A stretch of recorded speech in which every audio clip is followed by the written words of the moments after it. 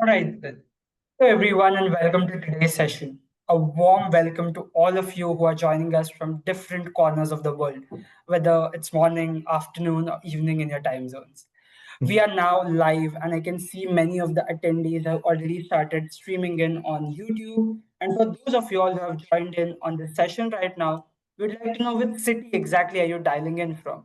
The chat option is open to everyone who has joined this session. If you can let us know in the chat box which city exactly are you dialing in from. We have about a good number of attendees which are pouring in. If you can let us know in the chat box which city are you exactly dialing in from. That would be wonderful. Just a second. We have Molly who has joined us from Raipur. We have Saeed Anwar who is joining us from Bihar, India. We have some more candidates who are joining from Mumbai as well. We'll wait for a minute. We'll let others join in as well. Meanwhile, to everyone who has joined in, if you can let us know in the chat, which city are you joining in from? We have students who are joining in from Andhra Pradesh, India. That's wonderful. We have Chandigarh, India again. All right, moving on. My name is Moin Matan Naik, and I am representing Seed Global Education today. We are a higher education strategy and consultancy firm based out in the United Kingdom, and we specialize in helping high potential students like yourself to achieve their dream of either pursuing a business master's or a STEM master's degree at top global universities like Boston University. Today, over the next 1 hour, we'll be navigating OPT, optional practical training, H-1B visas, and careers beyond that. We would be exploring the career pathways for master's students at the Boston University. Many international master students from across the globe arrive in the United States with strong academic and professional goals, but face uncertainty around post graduation employment pathways, immigration processes, and employer expectations, which are there. In this session today, in this interactive session per se, we would be learning more about OPT application steps, understanding US visa processes, exploring H-1B opportunities, and learning more as to how to navigate post-study work options. Located in the world's premier educational hubs, Boston University's College of Arts and Sciences is the largest college within BU and a cornerstone of university's academic excellences. There are four divisions. There are humanities, natural sciences, social sciences, and computational sciences. The Graduate School of Arts and Sciences offers a wide-ranging curriculum that fuels intellectual curiosity, fosters interdisciplinary collaboration, and prepares students to address complex global challenges. BU is placed amongst the top 25 US institutions for preparing students to succeed in the workforce. College of Arts and Sciences at Boston University celebrates diversity of thought and perspective, ensuring that students from all the background can thrive, contribute to world-class research, and advance innovative solutions for the challenges of tomorrow. Before we begin the session and I hand over the floor to the distinguished speakers who have joined us today, having a quick poll for all the students who have joined in. And I would be launching that poll right now in the next 2 seconds. Yes, the poll is on your screens. Which resources do you think will help you the most in preparing for your US career journey? Is it university career services which are there? Is it alumni connections, internships, or on campus work experience which you'll gain? Is it online job and networking platforms like LinkedIn, etc.? What exactly do you think will help you the most in preparing for your careers in the US? We'll wait for another 7 seconds for everyone to respond in.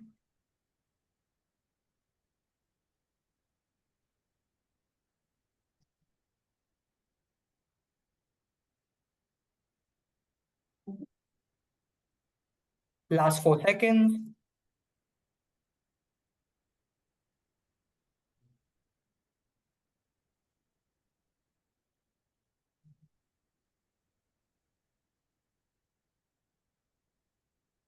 All right. So here's the result. About 50% of everyone who has joined in this session today think that internships and on-campus work experience is something which will help them to prepare for their US career journey. Fantastic. Before we move on with the session, introducing the distinguished speakers who have joined us today, we have with us Mr. Steve Koppi. He's the Assistant Provost for Career Education at the Boston University's College of Arts and Sciences. Steve joined Boston University as Executive Director of the Center for Career Development in January 2024. Previously, Steve has led career development at St. Anselm College, Worcester Polytechnic Institute, Mount Holyoke College, and American University. His professional experience includes working with students and employers at institutions such as Middlebury College, Johns Hopkins University, and Brown University. Thank you for joining us today, Steve. Moving on, introducing our second speaker, we have with us Mr. Mark Khan. He is the Director for Masters Marketing and Enrollment at the Boston University Graduate School of Arts and Sciences. Mark has held this position since the year 2022, and with years of experience, Mark oversees marketing strategies and enrollment initiatives for master's students, helping to drive student recruitment and engagement.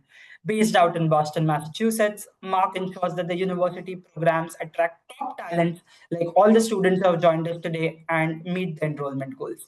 Thank you, Mark, for joining us today. With this, I now hand over the floor to Steve for helping us with the proceedings. Excellent. Thank you so much for that introduction. And I'm really happy to be speaking with you this morning about all the services and resources available to students at Boston University through our office. Although my title is Assistant Provost for Career Education, I oversee also the Center for Career Development, the CCD, here at BU. And we serve all students in the College of Arts and Sciences, undergraduate and graduate students, including master's degree students in all the various programs. And one thing I should mention about our services is that we want you to come to us. We are not going to come out and necessarily be in the classroom. We may not meet you in the hallway because it's such a large campus. But we have an excellent team of career coaches in various fields, including business and STEM, where we want you to interact with them and utilize our services and engage with us really from the very beginning of your master's degree program. It's so important. So in other words, your work with our office is driven by you and by your interests and your goals and the initiative that you take.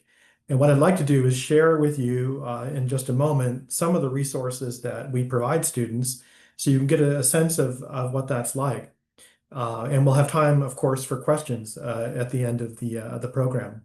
But I want to take a moment just to talk a little bit about career development and employer hiring, employer recruiting, because I think it's often misunderstood and important to put yourself in the mindset of the employer. And many of you may have hired people in the past. You may be in a supervisory role. You may have either worked in a company or own or run a company where you've hired, so you'll understand this. But if you haven't, I think this can be really important. The first thing that we want to share with students is that employers hire for skills. Whatever that need is the employer has, they're looking at the degree program and the skills that that degree will help a student develop. Number one, employers hire for skills. So those could be technical skills. Those could be the quote, soft skills, interpersonal teamwork capabilities. It could be other specific skills that are particular to a particular industry or business setting. But skill-based hiring is really, I think, the name of the game these days, especially with I was going to say the intrusion of AI into the hiring process, but it's perhaps less of an intrusion and more of just what the future will look like. So number one, employers hire for skills.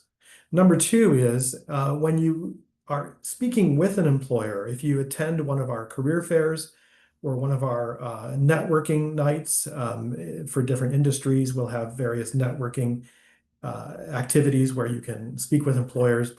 It's important to remember that there are really three questions an employer is asking themselves when they meet you. First question in their mind is, can this person do the job? Do they have the capability and the skills to do the job that I need filled? Secondly, will they do the job? Are they motivated? Are they committed? Are they willing to put in the effort and the time? And the third question is, will this person fit in to my company culture, to the environment, to the team that I'm trying to build out? That's important too. So again, as you approach and interact with employers, particularly here at BU, when you participate in a career fair or networking night, we want you to have that mindset of the employer and be thinking about how you can communicate that I can do the job, I will do the job, and I will fit in and connect with the environment. So to keep that in mind.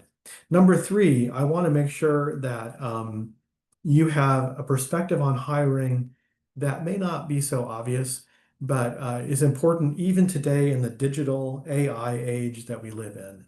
And that is, if I'm an employer and I'm hiring people, it's such a difficult process. It's often in the US, particularly, not well organized.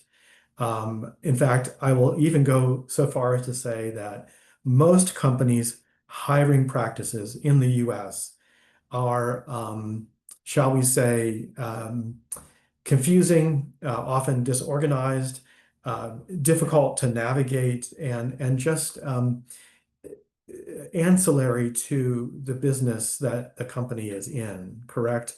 So companies are not in the business of hiring people. That's something that they're doing to serve their larger business purpose. So often the hiring process is just complicated and challenging for applicants, and that's true for everyone. So if you have that in mind, obviously we're here to work with you. Our staff will work with you through every step of that process, whether it's developing your resume, preparing for interviews, preparing to network with different employers, whatever it may be that you need for that career journey, we're obviously here to work with you. But if I'm an employer, to reduce risk, my goal is to hire people who will be successful and stay with my company for a period of time and contribute to the mission that we have. So I want to reduce that risk of hiring by hiring people that I know already, right? And if I can't do that, I want to look for a referral. I want to look for or pay attention to people that have been referred to me. And finally, I want to hire people who can provide an example of their work. And so the poll earlier pointed out, and I think correctly, that your previous work experience, whether it's a classroom project, a personal project, employment, an internship, whatever it may be, is very much on employers' minds. They want to reduce that risk in hiring by knowing who they're hiring if they can in advance. If they can't do that, can they get a referral of somebody? And that's where networking is important, obviously. Or finally, is there an example of work that you can share with the employer that will help make that case? So I hope those points were helpful. And if I have another couple minutes, and I hope Moen or Mark will stop me, but if I have a couple minutes, I'm just going to share my screen, Yeah, if Steve, you're that's all good. right. Yes, Steve. And I'll just take another couple minutes to share some of the resources that are available to our graduate students in the College of Arts and Sciences. And I excuse my desktop here. You're seeing my whole life here. But I'll jump back to career communities because I think you'll want to understand this. Should you choose to study at BU, you'll know that so this is the Center for Career Development Virtual Career Center here at BU. And of course, there's lots of different resources. I can point out just a few I think that will be most helpful to potential graduate students in arts and sciences. The Career Communities organization is really important, I think. This is all brand new. We've reorganized our team here at the CCD, the Center for Career Development, around different career communities. So graduate students, undergraduate students can identify and work with us in terms of their interests. So for example, if if I am drawn to the STEM careers community, I can obviously visit that page. I can see that there are upcoming events that are planned. I can connect with my career coach, and their information is here. I can sign up to follow this community and I can indicate preferences so that information we send out is tailored to your interests. There are also a number of, there are articles here and other resources. So what we're really trying to do here at the CCD at BU is organize our career information for you in a way that aligns with your interests.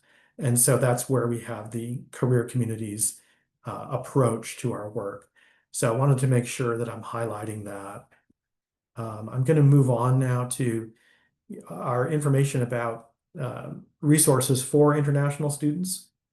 And I won't go into great detail here, but I just want everyone to know that we have tried to curate some information and links to different resources at the university that you'll want to take advantage of, different articles that I think can be helpful, and so forth. So I want to make sure you know that we are very much interested and prepared to work with international students on their searches. Along those same lines, I want to just point out again briefly, there are a number of online tools that are available to our students, and you may be familiar with some of these already, but I'll just quickly point out, in particular, VMOC, which is an AI-driven, and I won't log in, but just give you a sense of what we're offering. VMOC provides feedback to students automatically, AI-driven, either on their resumes, their cover letters, or interview practice. So we often encourage students before they get into the application process, seeking an internship or seeking a full-time opportunity after graduation in the US, for example, to run their resume through VMOC, their cover letter, do a practice interview. There's also an optimization tool for LinkedIn profiles here. So some terrific resources available to students in VMOC. Also, I'll point out InterStride, which you may be familiar with. We subscribe to the InterStride database, which is extremely helpful for international students. Numerous articles, videos, presentations, guides that will help students understand work authorization issues. There's a database of employers that have in the past sponsored H-1B visa applicants and so forth. So InterStride is really a terrific resource, and then particularly for international students, we highly recommend it. I'll also just quickly point out, I'm sorry, scroll back up here. Handshake, if you're not familiar with Handshake, again, it's the premier online career development and recruiting tool here in the US. Literally, I think now there are thousands of colleges and universities that use Handshake. It's essentially in the US the tool for early career hiring. So all the top companies are using Handshake. They will post positions at various universities through the Handshake platform. Obviously, BU is one of those universities that's on that top 20 list for companies that are recruiting, particularly in STEM and of course in business fields as well. But anyway, Handshake is a wonderful tool because every student at BU has their own profile.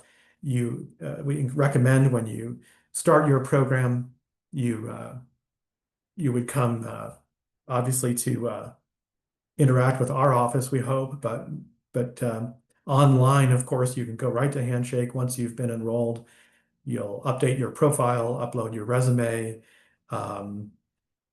It's the profile you can make available to employers so they can search it. You can apply for positions, both internships and full-time.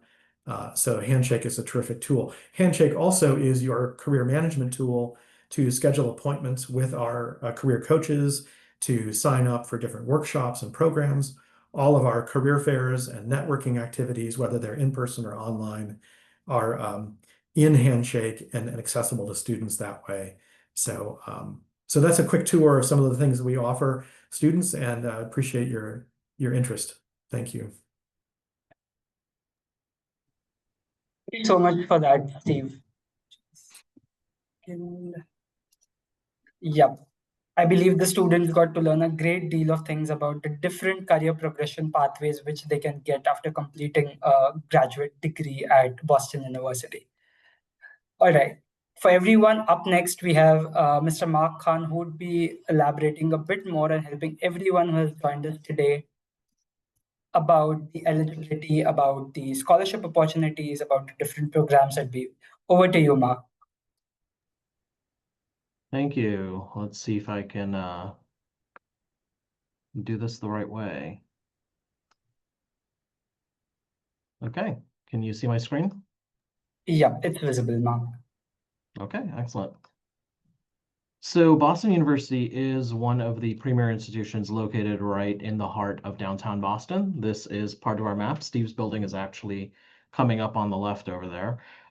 So as you can see, we are centrally located, and I think this is one of the benefits that students can gain is being in the middle of a great city. So just an overview of Boston University, there's 17 schools and colleges, plus our Faculty of Computing and Data Science as well, which is located in what we call the Jenga building. There are 37,000 students and 18,000 of whom are graduate students. So you as a master's student will be in a large group as well. This is an institution that certainly focuses its attention on the undergrad experience, but also on the graduate experience. And I will say that that's rare. You'll be advised one-on-one depending on your program. And this is a very diverse institution. There are over 130 different countries represented in our community. So overall, it's a diverse place. It's a place where you can get to be you. And one of the benefits is based on our large international population. It's something that we have our finger on the pulse of. As Steve mentioned, there's a lot of support built in for international students, but that's because we think of you as BU students, and there's a lot of support built in for BU students. So there really is no differentiation in how we approach this other than helping you navigate the visa processes. And I know there's some questions about that. We have a very strong ISSO team that works with students hand in hand once they're admitted to navigate through not just the I-20 process and the F1 process, but also the transition to their future visas. So because of that large international population, you can be guaranteed that the focus will be on you once you're here. So at the College of Arts and Sciences, there's a push on collaboration. We want students to work across disciplines. I saw that there was a question regarding whether or not there's any opportunity to figure things out as you go. Obviously, graduate school, if you're pursuing a master's degree, you've identified the area of study that you're very interested in. You'll be learning exclusively within that realm. However, cross collaboration, taking classes outside of that, or even fine tuning what your interests are, is certainly allowed. There are also endless research opportunities. There are 1,500 labs at Boston University. Again, one of the benefits of having a large institution is the resources that are poured into that institution. We also want students to think about how you're shaping the future in terms of artificial intelligence, social sciences. There are many breakdowns into what the future of work will look like and into what the future will look like, period. So we want students to keep exploring in that realm as well. So quick facts on rankings. I share these begrudgingly. I don't think students should make decisions on where to apply based on a number that's assigned by a magazine that's printed for, you guessed it, a consumer. You're not a consumer, you are a consumer of knowledge, but you're also thinking about where will I find the best fit. You can go to a program that's highly ranked, but if they don't serve your academic needs, then you're not really helping yourself out. So while I'm grateful that we have a lot of rankings that are a testament in some part to the strength of the faculty and the quality of the program that you'll be receiving here, we also put this with a grain of salt that you have to identify a program that fits your academic interests, your needs, and that will prepare you for the job market once you graduate. So again, when you're looking at rankings, pay attention to perhaps using them as a jumping off point to think about what schools you're going to look at, but then dig a little deeper. Look at who's going to be teaching you in the classroom. Look at where the students are coming from that you're going to be doing group projects with, and think about the resources that are built in, like offices for career development. So a little bit more about why you should consider us, given everything that we have to offer. I'd like to break it down into 6 points that I think really make BU unique, even in a space that's saturated by many wonderful institutions. Academic excellence, you're surrounded by smart kids, you're surrounded by smart people, you're also learning from world-renowned faculty, you are having access to hands-on teaching experiences, and you are gaining a lot of insight and knowledge that you may not get at many other places. There's a lot of diversity, again, because of our size. You can study a wide range of areas. You can innovate, you can specialize, you can dig deeper, but you can also spark your intellectual curiosity and address those opportunities as well. You can also take that to the lab. There are ample research opportunities if you want to consider further schooling or if you want to fine-tune what you're learning about. Labs are readily available. They are available to master's students. You will have to apply. They can be competitive, particularly in certain fields that are more popular than others. Right now, we're seeing a surge of interest in artificial intelligence. Not surprising, but there are a lot of labs that do have spaces available for that as well. Career support and the strength of our network. On our first slide, I mentioned that there are quite a lot of students here, but then they graduate and they join quite a large alumni base. We have over 430,000 alumni around the world. So being part of this community is something special and is something unique. There's also the ability to be flexible in your curriculum. You can customize your coursework. You can figure out an interdisciplinary path that may link to interests that you may have. It's not uncommon for students, for instance, to take classes outside of the College of Arts and Sciences or outside of their program to complement what they're learning in the classroom and within their subject. And finally, Boston's a great place to be. This is a world capital, even though for many it's much smaller, it's manageable. You're going to come across students from many different walks of life, many different cultures. You're going to have exposure to a lot of different folks, a lot of ways of thinking. But beyond that, you're going to feel comfortable being a student here. And I think that's one of the best selling points of Boston. It is a college town, and it truly is a college town for about 50 different colleges and almost 250,000 students as well.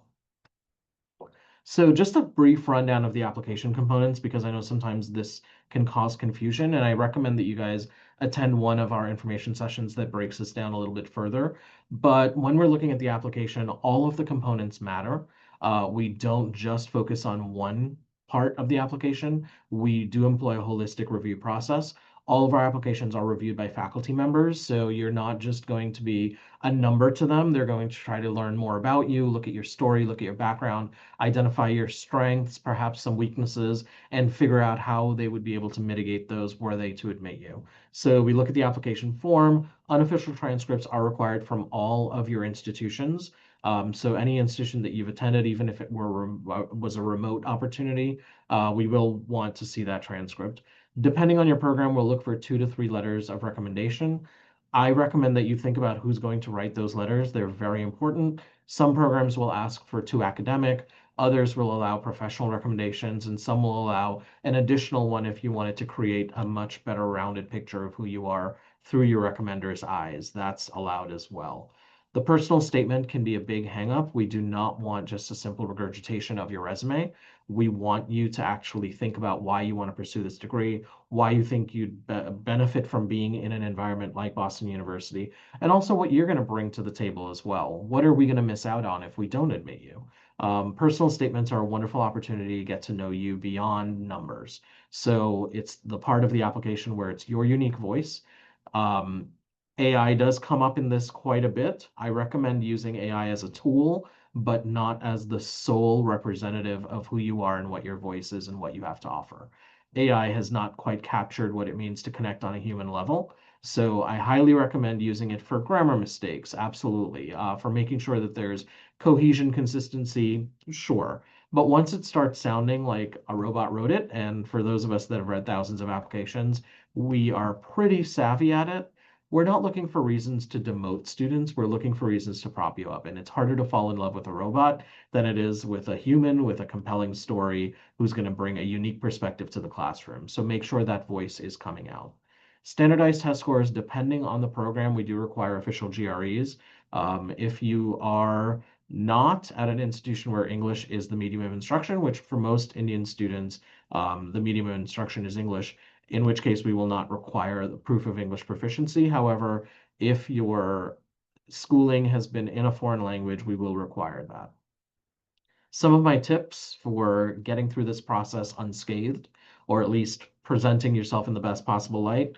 Start early so there are no surprises down the road. Make sure that you are following up on your email, and it's going to come up often. But the earlier you start, the more information you're going to start to receive. So tips on writing a really really compelling personal essay, for instance, or things that might be missing from your application. The earlier you start, the more information you're going to receive and the more comfortable you're going to be with figuring out how to mitigate those. Proofread meticulously. You have one opportunity to present something that's fully polished.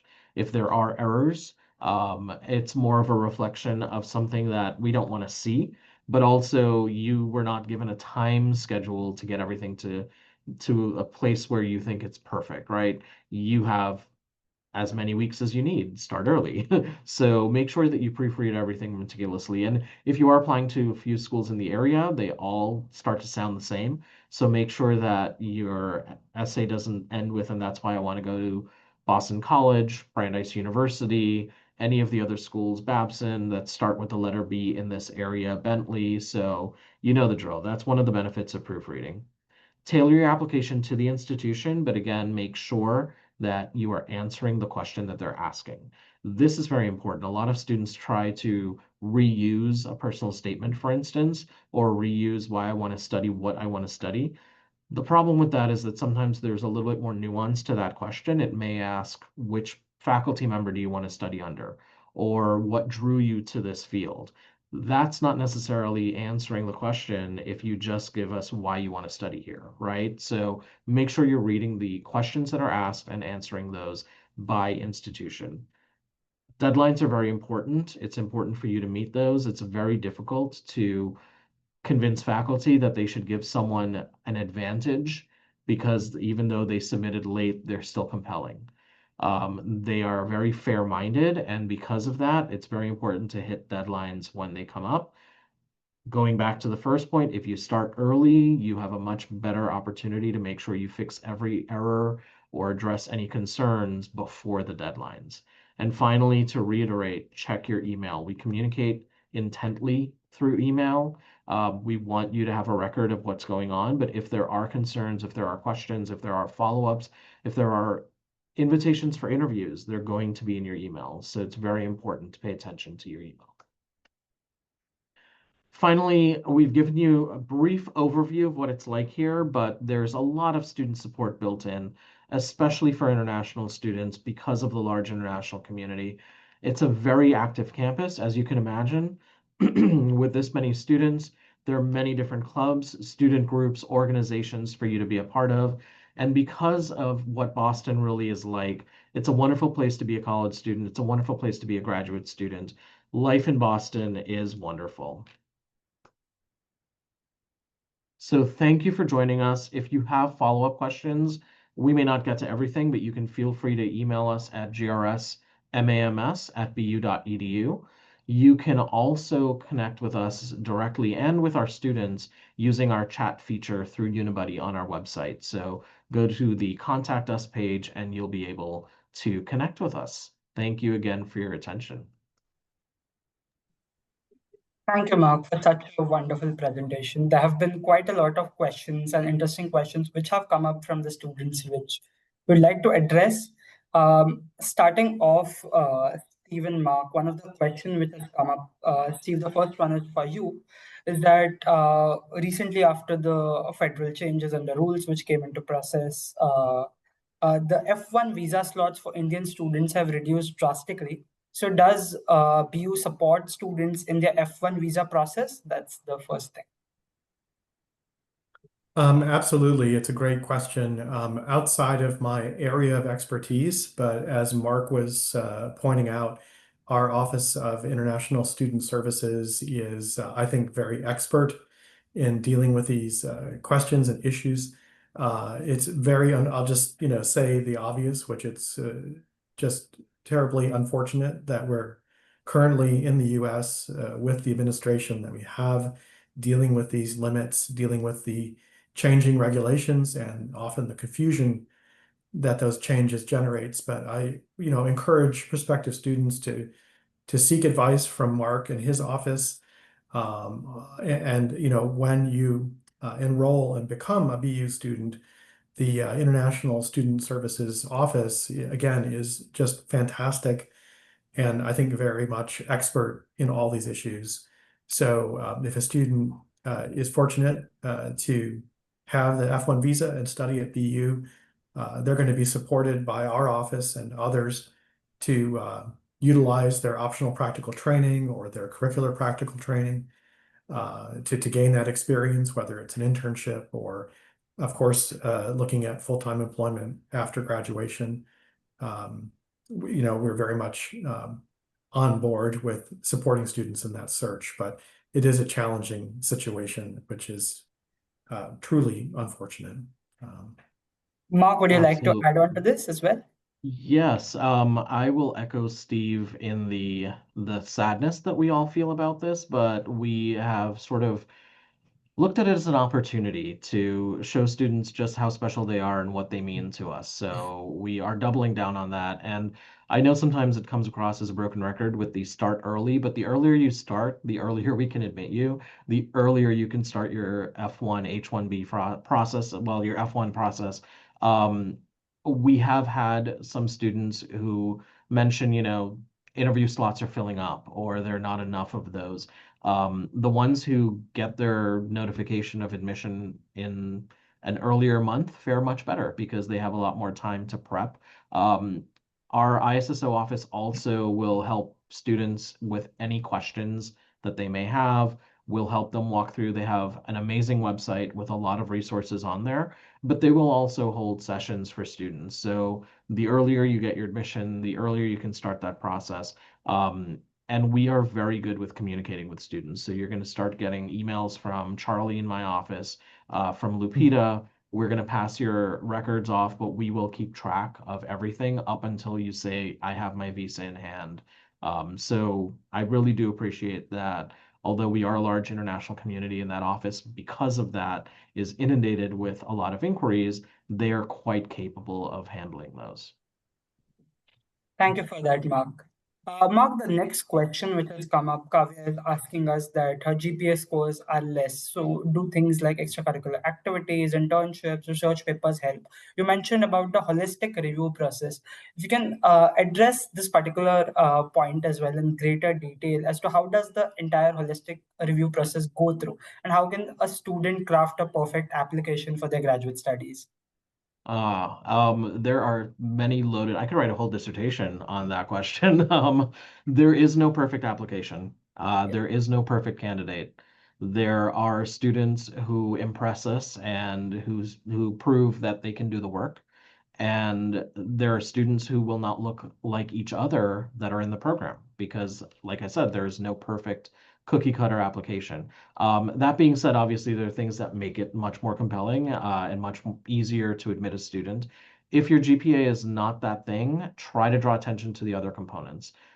Make sure that your recommender is speaking about your potential to contribute, about the strength of the work you've done for them, about some part of you that they've seen that might assuage those concerns that the academics might be too tough.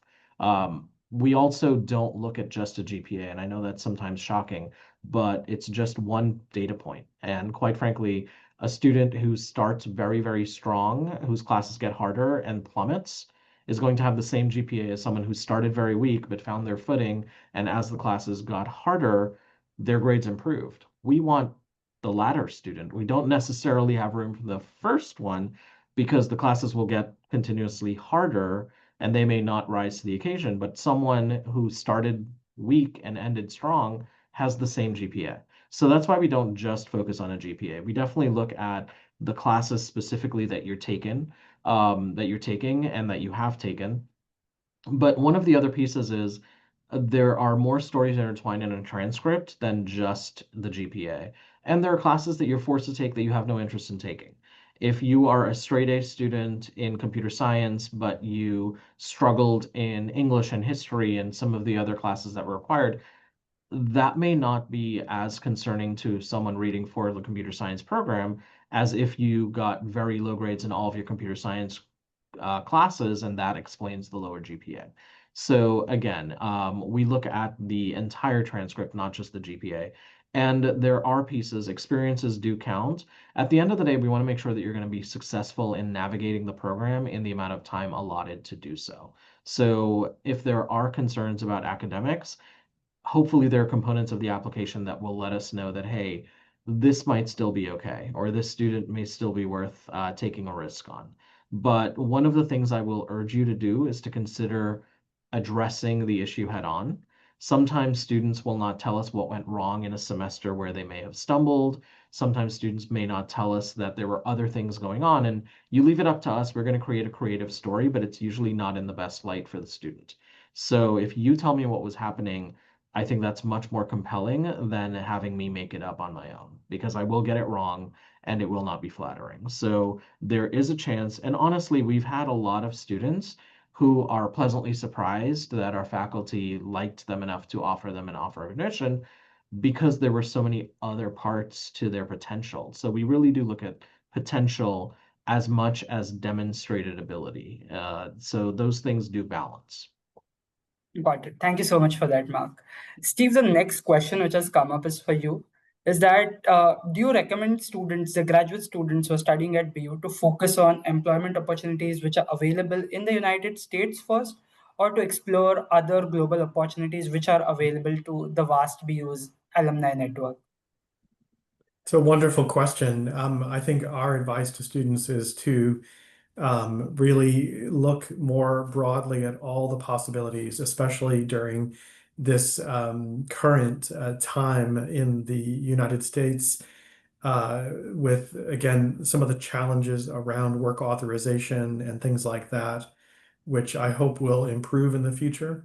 But we are prepared to work with students on their search, whether it's a search for an opportunity in the US or their home country or another country. We really want students to look at that full range of possibilities where their skills and interests will make a difference and be an asset to a future employer.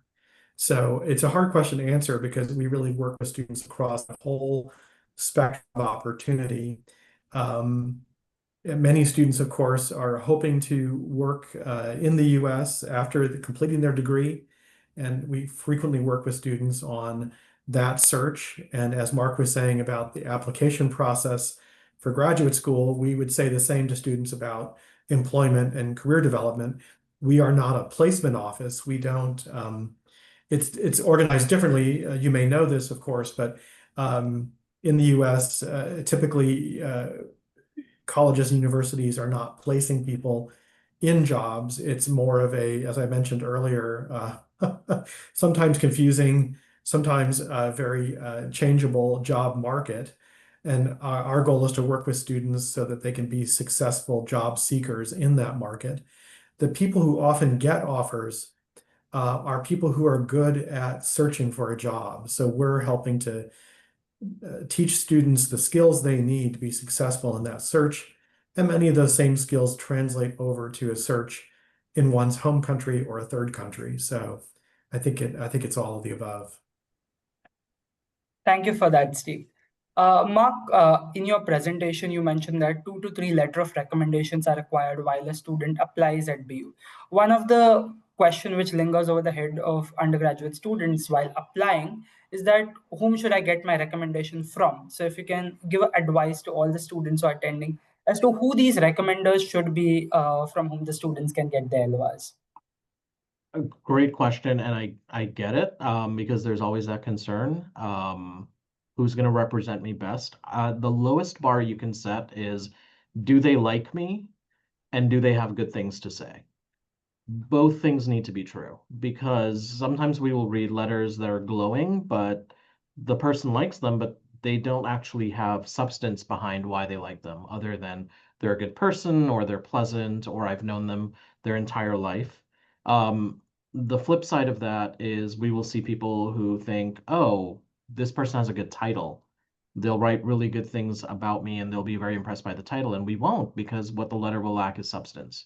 So it may have a president of a company, CEO of a company, but they don't actually know your output. They don't know your work. Whereas a supervisor who got to know you in an internship, for instance, will know exactly what your contributions were to a project or exactly what you brought to the table. And although that person's title may not be as high, the evidence that you can succeed in graduate school is far more compelling from them than it would be from the CEO. So you have to balance those two things. And the other part of this is there's still time if you are in your sophomore year in college, for instance, to start thinking about who you can impress. Put a target on the back of a faculty member and say, I'm going to be the best person ever in this class because it only takes one. Do well, obviously, but the better you do in a class, it doesn't always guarantee that you're going to get a great recommendation from that faculty member. Sometimes we'll see a letter that says, this student got an A in my class, she did very well. And we know that because we can look at a transcript and see that A, but what we don't know is what it took for her to get that A. Did she come to office hours? Did she work on a project and did she go above and beyond what all of her classmates did? Did she bring in amazing outside resources or intriguing questions in lectures, right? Those are the types of students we want. Again, on paper, the student got an A, we know what that means academically, but how did they interact with the faculty member? Or what did they bring that was different or above and beyond? So it's always wise to think about these things in the context of what are they going to say about me and is it good? And does it show that they got to know me? If the answer to any of those questions is going to be, well, maybe, I don't know, then that's up to you as a student to get to know that person better or to have a meeting with them before you ask them to write your recommendation letter and say, can you write me a good recommendation letter? Here's a rundown of some of the things I remember from our interaction or I've had under your guidance. Is this something that's feasible? And listen to people when they say, I'm not sure if I'm going to be the best person. Thank you so much for the consideration and move on because the letter will reflect that they didn't want to write it in the first place. Hopefully that answers the question. Yeah, that does. Thank you for that, Mark.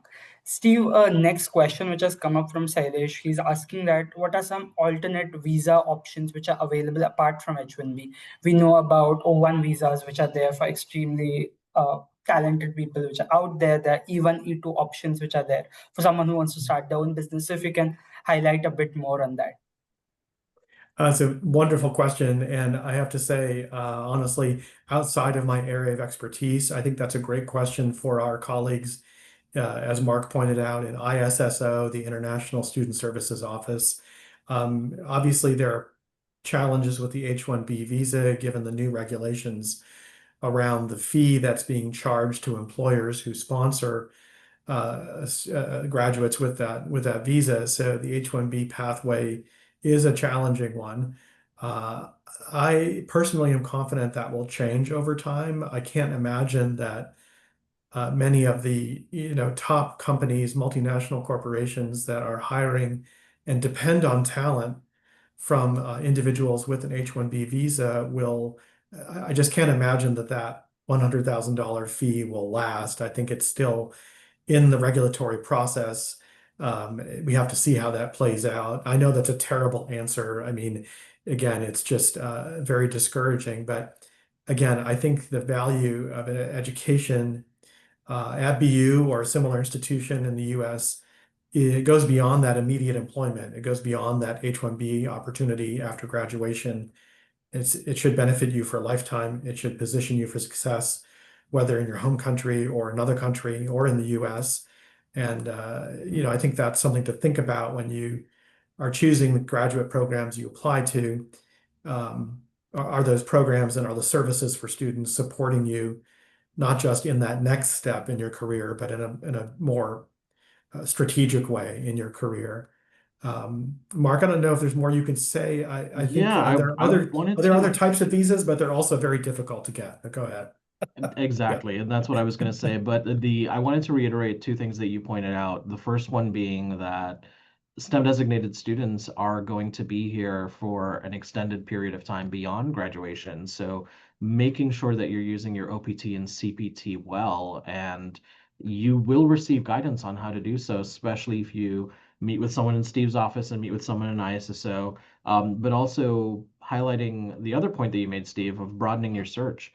It may not be that you end up in the US, but you may also find opportunities in other countries. And I know anecdotally that there are many of our students that do land abroad or that stay in the US, but then are transferred anyway, even if they had the job in the US, because their talents are needed in other offices. So I think having an open mind in the search process is one of the best ways to approach it.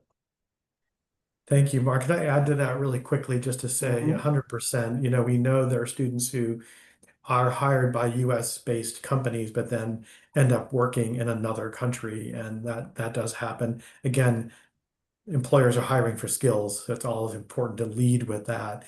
Lead with, as a candidate, what am I bringing to the table? What skills have I developed and can prove are valuable to that company?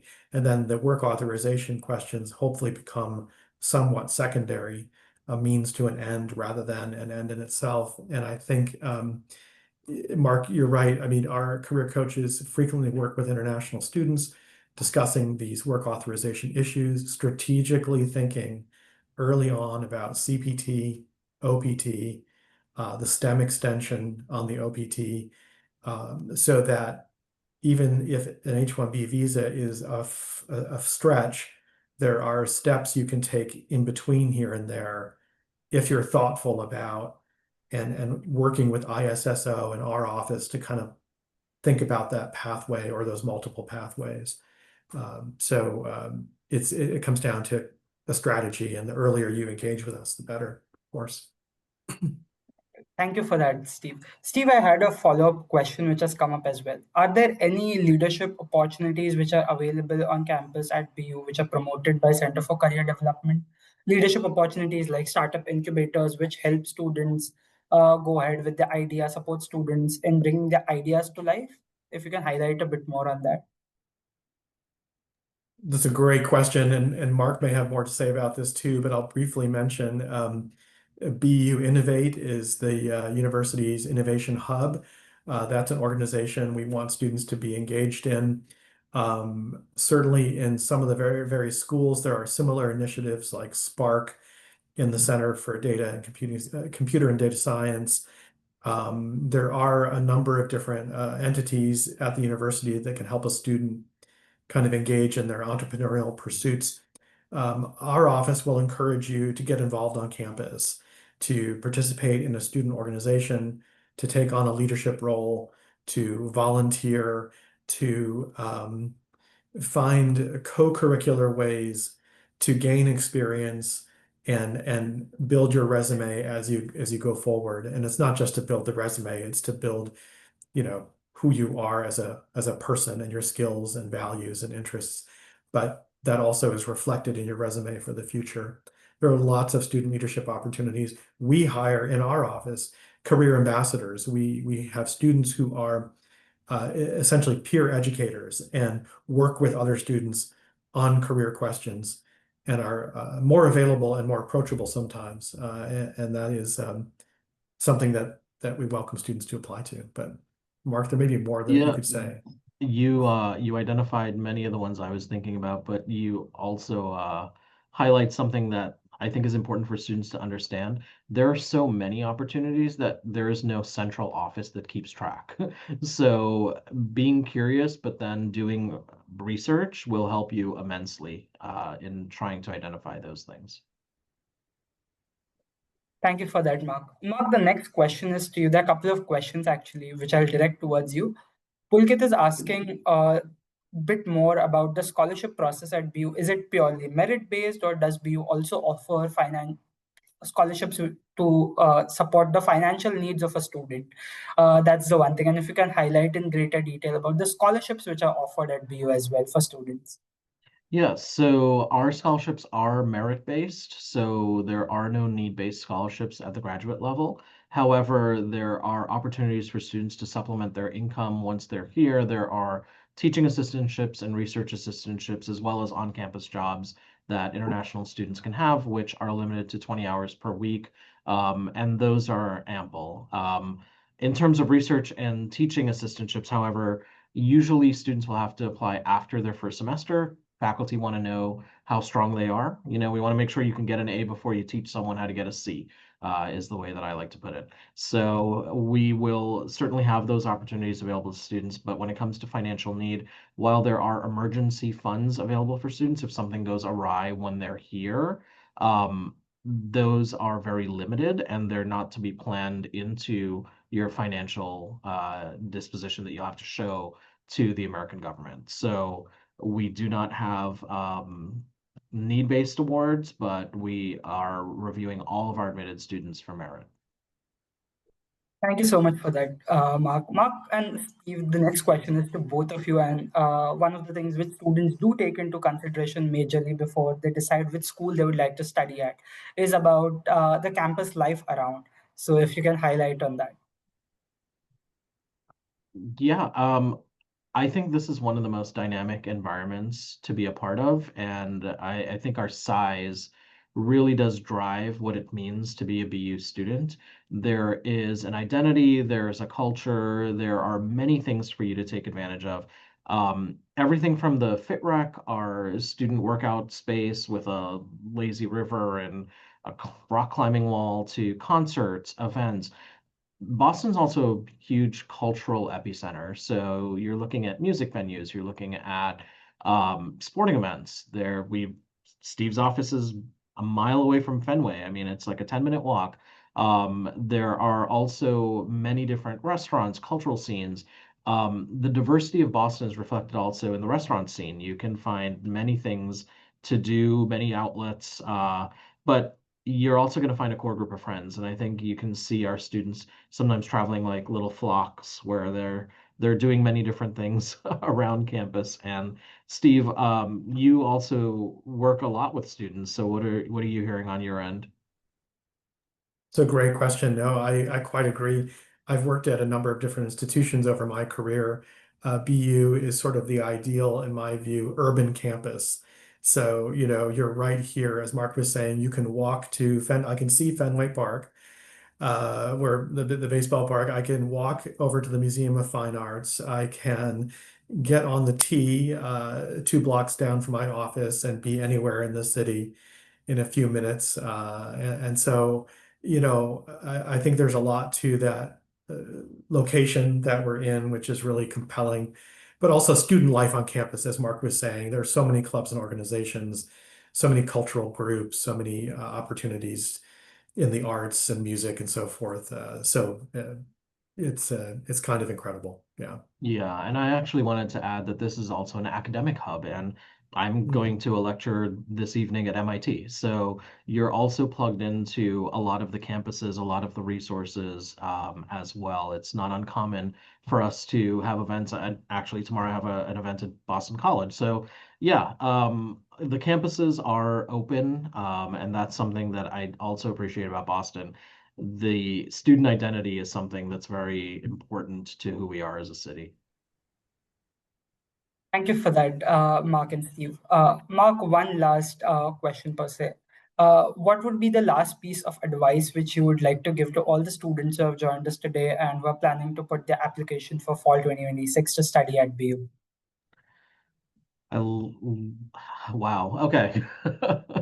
There's so many things.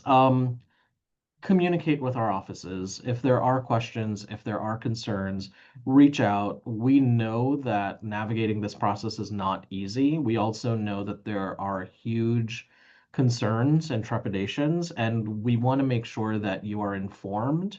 So reach out to us, and if there are things that are insurmountable, at least you'll have the right answer. Do not go on what your aunt's neighbor's cousin's friend said about their experience, because it's never accurate and it's never all encompassing. So make sure you're finding out for yourself, reach out, stay in communication, and read your emails. Just open the emails.